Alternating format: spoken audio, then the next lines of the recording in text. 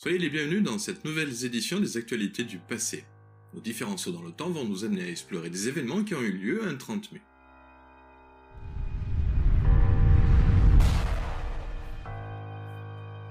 Le 30 mai 1854, une loi officialise la création du bagne de Cayenne en Guyane.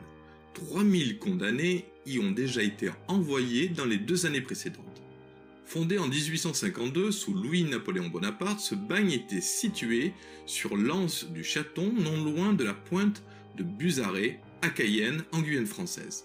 Les installations du pénitencier étaient constituées de 3 baraquements désignés sous le nom de Europe, Afrique et Asie. Il comprenait 4 dortoirs, 19 prisons et 77 cellules.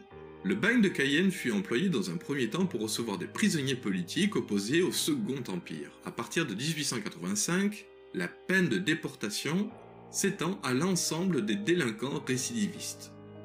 Le bagne mérite bien son surnom de guillotine sèche. Les châtiments y sont inhumains, la malaria sévit, les mauvais traitements, la dépravation font des ravages. Sur 17 000 hommes envoyés à Cayenne entre 1854 et 1867, il n'y a que 7000 survivants.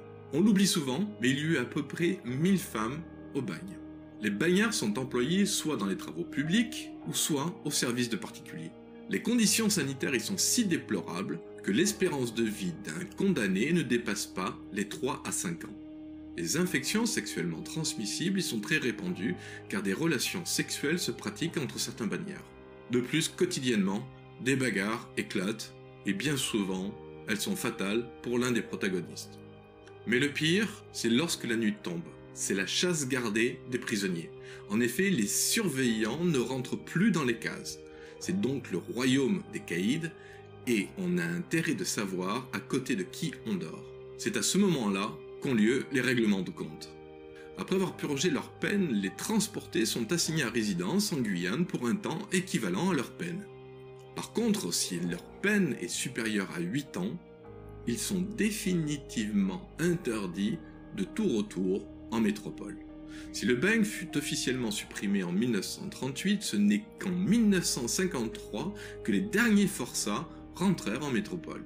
Et on ne peut pas parler du bagne de Cayenne sans évoquer le cas du capitaine Louis Dreyfus, qui fut probablement l'un des plus célèbres détenus de cette prison. Il vécut un véritable enfer alors qu'il était innocent.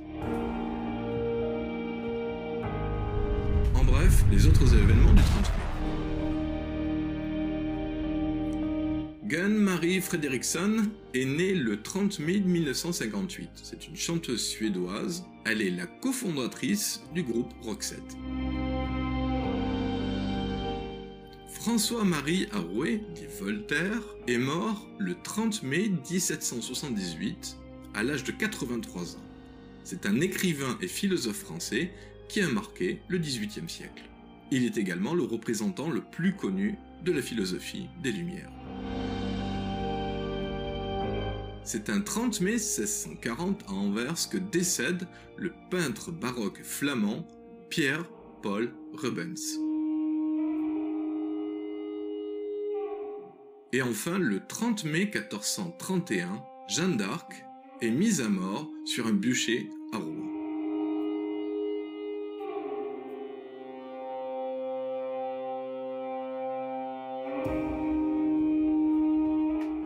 Voilà, je vous remercie d'avoir visionné ces actualités du passé et permettez-moi de vous souhaiter à toutes et à tous une merveilleuse journée.